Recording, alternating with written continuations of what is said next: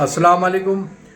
मालिक बिन दीनार रहमतुल्लाह अलैह बड़े बुज़ुर्गों में से हैं। इनके बहुत सारे वाक़यात किस्से हैं। एक मरतबा बसरा की गलियों में जा रहे थे। आपकी नज़र एक बांदी पर पड़ी जो कि बहुत ही खूबसूरत और खुद्दाम के साथ जा रही थी, जैसे कि बादशाहों की भी बांदियाँ होती हैं। आपने फरमाया कि ये बांदी, क्या तेरा मालिक तुझको फ़रोख्त करता है? वो हैरान रह गई। उसने क्या फरमाया? फरमाने लगे कि क्या तेरा मालिक तुझको फ़रोख्त करता है? तो उसने कहा कि अगर फ़रोख्त भी करता है तो तुझ जैसा फ़कीर उसको क्या ख़रीद लेगा? फरमाया कि हाँ, तुझको और तुझसे बेहतर को भी ख़रीद लेगा। तो वो उसने अपने खुद्दाम से कहा कि ऐसा करो, इनको फ़कीर को पकड़ लो, साथ ले चलो और अपने मालिक से हम बताएंगे ये किस्सा, थोड़ा सा हंसी मजाक हो जाए। उन्होंने उनको साथ ले लिया, घर पर पहुँचे और ये सारा अपना आका से सारा किस्सा बयान किया। और फिर आका ने फरमाया कि उनको सामने मेरे पास लाओ। वो सामने जब आए तो मालिक बिन दीनार रहमतुल्लाह को देखते ही उसके दिल पर एक बहुत हैबत सी गुजरी। कहने लगे कि आपने क्या कहा, आप क्या चाहते हैं? मालिक बिन दीनार रहमतुल्लाह अलैह ने फरमाया कि क्या तुम अपनी बांदी को मेरे हाथ फ़रोख्त कर दो। तो उसने कहा कि अगर मैं फ़रोख्त भी कर दूं तो उसकी कीमत आप क्या दे सकते हैं? कहने लगे कि हाँ, मैं दे सकता हूँ। मेरे नज़दीक इसकी कीमत 2 बची हुई गुठलियाँ हैं, यानी कि जिनमें घुन लग जाता है, गुठलियाँ ख़राब हो जाती हैं, वो 2 गुठलियाँ हैं। तो वो ताज्जुब में पड़ गया। कहने लगे आपने जो ये कीमत तजवीज़ की है किस मुनासबत से की है? तो फरमाने लगे कि इसमें ऐब बहुत हैं। तो अर्ज़ किया कि भाई क्या ऐब है इसमें? आपने फरमाया कि इसमें ऐब है कि अगर ये ईतर ना लगाए, नहाए नहीं तो इसके बदन से बू आने लगे, अगर सर में कंघी तेल ना करे तो सर में जुएँ पड़ जाएं और सर से बू आने लगे, और बहुत सारी बुराइयां हैं, हैज़ इसको आता है, टट्टी पेशाब ये करती है, और बूढ़ी हो जाएगी तो मुंह लगाने के काबिल नहीं रहेगी, और रंज गम इसको होता है। हर तरह की जैसे गंदगी आदमी से जिस्म से निकलती है वो सब इसकी बताई। और फरमाने लगे कि हरजाई है, बेवफा है, आज तुझसे मोहब्बत का वादा कर रही है ताकि इसको हो जाए अपना रहन सहन अच्छा हो जाए। कल को अगर तू चला जाएगा तो फिर ये किसी और की बाहों में जाएगी, उससे भी मोहब्बत के दावे करेगी, हरजाई है।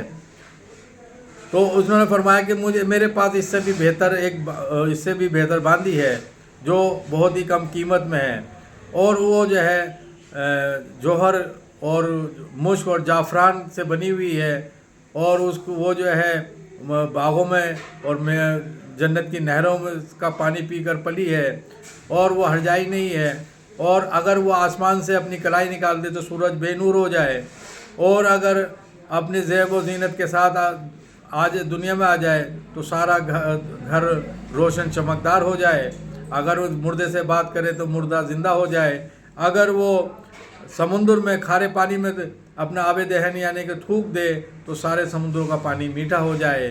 वो मुश्क और जाफ़रान से के टहनियों पर वो परवरिश पाई है।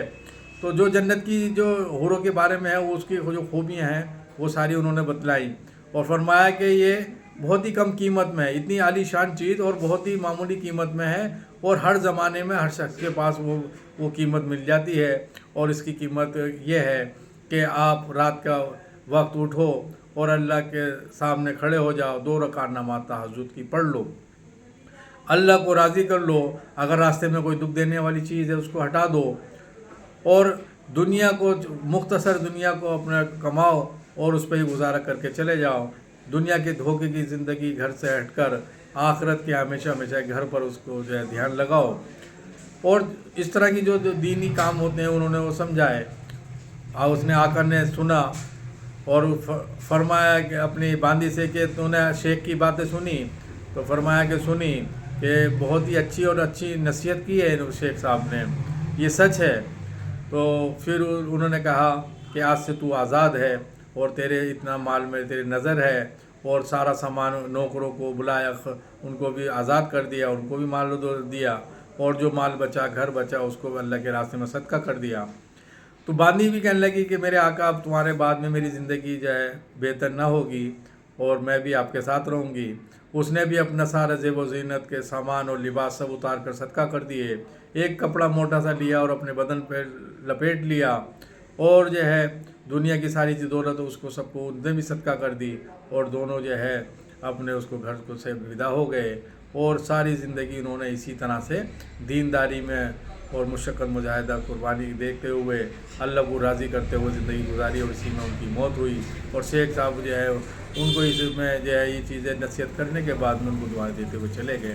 یہ بزرگوں کی نصیحتیں ہوتی ہیں جو اپنے لوگوں کو، خاص کے لوگوں کو دیتے رہتے ہیں، اور جن سے لوگوں کی زندگی بدلتی ہے۔